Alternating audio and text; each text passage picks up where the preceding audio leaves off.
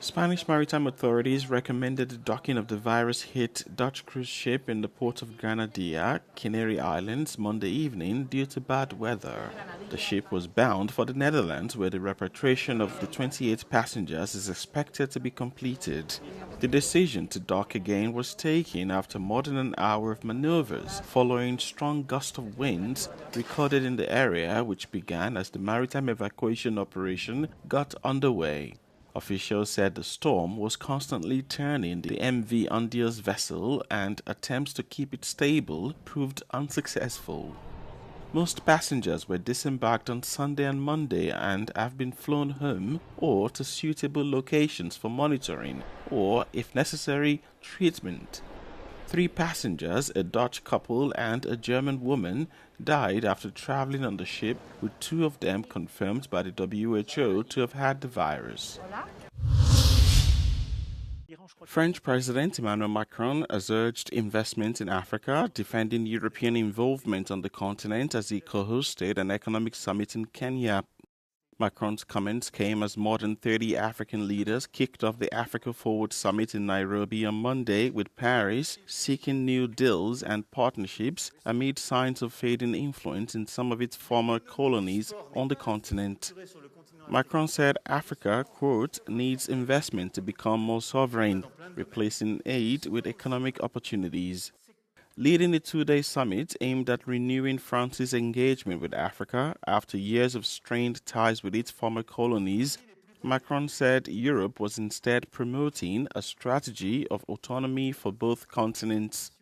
Paris withdrew its troops from Mali, Burkina Faso, and Niger after the military in each of those countries seized power between 2020 and 2023. Asked about the juntas, Macron said, quote, I'm convinced that we must let these states and their leaders, even pushists, chart their own course.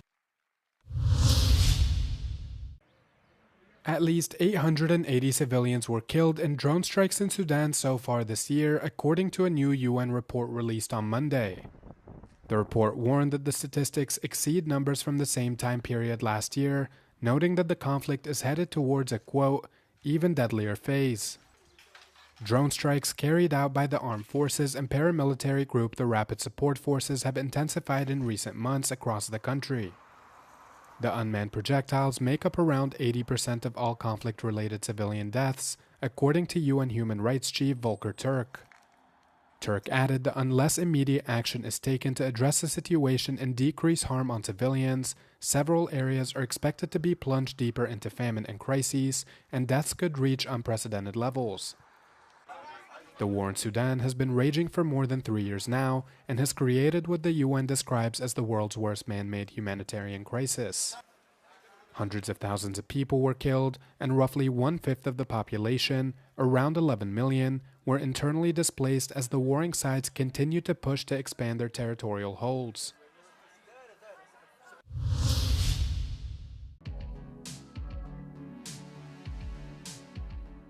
Culture connects what conflict tries to break apart. That's the message from Qatar's first official pavilion here at the 61st Venice Art Biennale, as the country positions itself more visibly within the global cultural conversation. Often described as the world's most prestigious international art exhibition, the Venice Biennale brings together countries, artists, and curators from across the globe. And this year, Qatar is making history.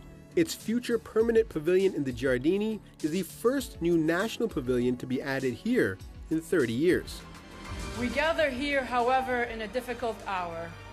Across our region and beyond, displacement, destruction, and destabilization have become daily words. Culture connects what conflicts tries to break apart.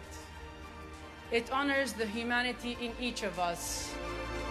Inside, this space feels less like a traditional gallery and more like a gathering.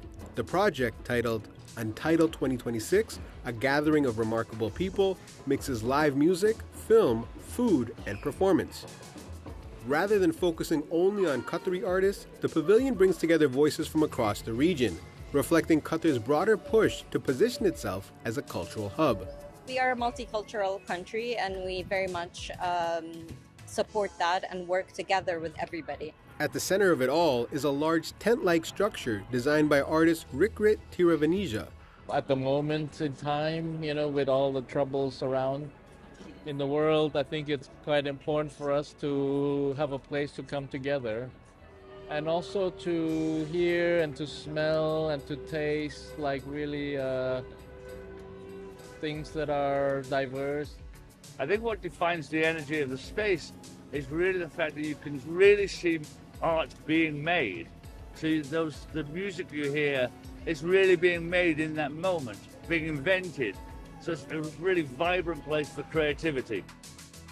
For Qatar museums, the Biennale presentation is also a preview of Rubaya Qatar, a new nationwide contemporary art festival launching later this year.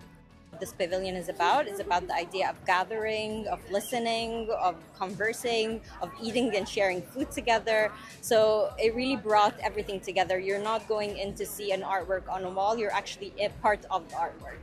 At a time of wider instability across the region and beyond, Qatar is using this platform to emphasize cultural dialogue, positioning art, performance, and food as ways to build connection across borders.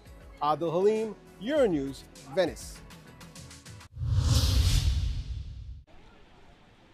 Concern is mounting in Cyprus over this year's tourism outlook due to the war in Iran, and initial data showing a significant drop in arrivals in April and the first days of May, ranging from 30 to 40%. Euronews visited Ayia Napa, where the absence of tourists is evident. Business owners say that events in the Middle East have significantly impacted the situation. The sun is shining, temperatures are around 20 degrees Celsius, the businesses are open, but what's missing is the tourists. We can't say there's nobody here, of course, but locals tell us that they're well down on the figures they had last year. Tourism business owners in Ayia Napa are seeing a very different picture this May compared to last year's record-breaking season. Normally it's busy, the boats, busy the hotels, busy all the restaurants. At this time, normally all the hotels almost was fully booked last year. Compared to this year, I think so we are lower numbers from last year, about 30 to 40%. The mayor of Ayia Napa, Christos Zanetou, emphasized that the situation in the Middle East has caused significant damage, but tourists have begun to realize that Cyprus is a safe destination. That is why, as he says, there is now a recovery. Το 2025 ήταν η καλύτερη τουριστική περίοδος της Κύπρου και ειδικά της Αγίας Νάπας από το 2019. Άρα όταν μιλάμε για αριθμητικές συγκρίσεις πρέπει να το λαμβάνουμε και αυτόν υπόψη. Τις τελευταίες 2 εβδομάδες βλέπουμε μια ανάκαμψη. Θεωρούμε ότι ο κόσμος εμπιστεύεται πλέον την Αγία Νάπα, την Κύπρο, ότι είναι ένας ασφαλής προορισμός και φαίνεται ότι άρχισε το ενδιαφέρον για τις κρατήσεις να ανεβαίνει. Tourists who have started visiting Cyprus don't seem worried about anything, as they say they are enjoying the sun, the sea and the beauty of Cyprus. Byliśmy zdecydowanie tutaj przyjechać już od jakiegoś czasu, chociaż opcji było kilka, ale przede wszystkim temperatura i słońce nas przekonały. No i widoki malarskie, żeby namalować kilka akwarel na pamiątkę. Some tourists, however, haven't forgotten what's going on in the world right now. Uns gefällt es hier sehr gut. Leider ist die weltkritische Lage natürlich ein bisschen angespannt und wir hoffen auf einen baldigen Frieden für die ganze Welt. In May, flights from the UK are operating at 92% capacity. It's a sight that has sent shivers down the spines of visitors for centuries. At the Banz Monastery Church in southern Germany, 4 complete skeletons sit draped in silk, brocade and precious stones.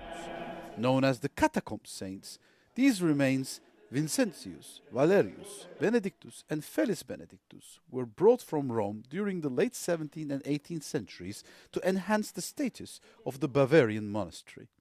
Church custodians admit the sight can be creepy, with hollow eye sockets that seem to stare back at the living. Das war am Ende des 30-jährigen Krieges. Das war ja eine schreckliche Zeit. Da ist ja 3/4 der deutschen Bevölkerung einfach umgekommen. Durch Kriege, Seuchen etc. Schrecklich, auch hier. Und da hat man versucht, durch den Barock das Tor zum Himmel zu öffnen. Deswegen wurde das alles so schön gestaltet. Man wollte einfach, das war eine Flucht ja, aus der Gegenwart, die oft so schlimm war. Und deswegen hat man auch diese gruseligen Skelette einfach schön drapiert und möglichst lebendig dargestellt. These holy bodies are kept out of sight for most of the year, hidden behind wooden panels. They are only revealed on special occasions such as All Saints' Day, serving as a gilded reminder of a time when relics were the ultimate symbol of spiritual power.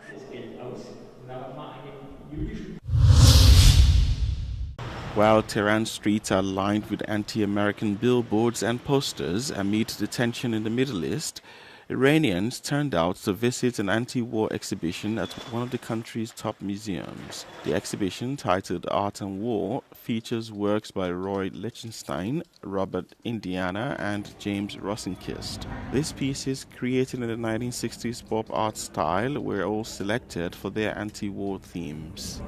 این نمایشگاه هنر و جنگ نمایشگاهیه که یه طورایی این حس رو به مخاطب منتقل میکنه که با وجود اون جنگ، با وجود تمام سختی‌هایی که آدم‌ها میگذروننش، این هنره یه راه فراریه برای اون فشاری که به همه وارد شده. بخش اصلی کارا خب مال آرتیستای آمریکایی بود و این نگرششون که جنگ رو به سخره میگیرن.